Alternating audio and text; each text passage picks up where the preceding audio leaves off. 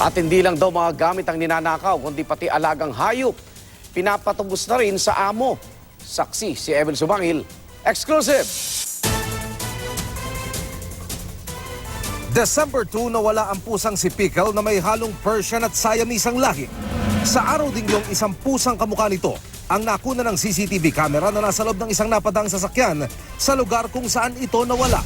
We had some leads, but we were not so sure, so we didn't want to pursue the videos. So what we did is we started giving away posters. Pagkatapos nito, bumuho sa mga text message kay Virginia. Nakikipagkita na ang isa sa mga texter at pinatutubos na sa kanya ang pusa. Pero pinayuhan siya ng mga pulis.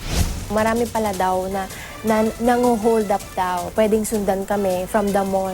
Buti na lang, hindi raw siya nahulog sa patibong na ayon sa mga kinauukulan ay uso ngayon. Hindi nga nalalayo na mangyayari to sa hirap ng buhay ngayon. Tapos yung pinagkakainteresan yung mga may breed na marami kaming nakikita na may mga pusang may breed, pinababayaan lang sa labas. Makaraan pang ilang araw isang concerned citizen ang nagbalik kay Pickle. Payo ng boss, mabisa ang pagpapakapon ng alaga para ito'y mapanatili sa loob ng bahay. Ang babaeng pusa at lalaking pusa ay nakakapon para hindi na sila gumagala sa labas dahil dalawa lang ang drives ng pusa. Yung kanilang sex drive and food drive. So pag ang pusa gustong lumabas, ibig sabihin naghahanap po ng makakapag-mate.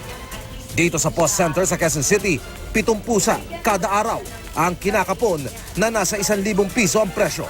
Ako si Emil Sumangil, ang inyong saksi.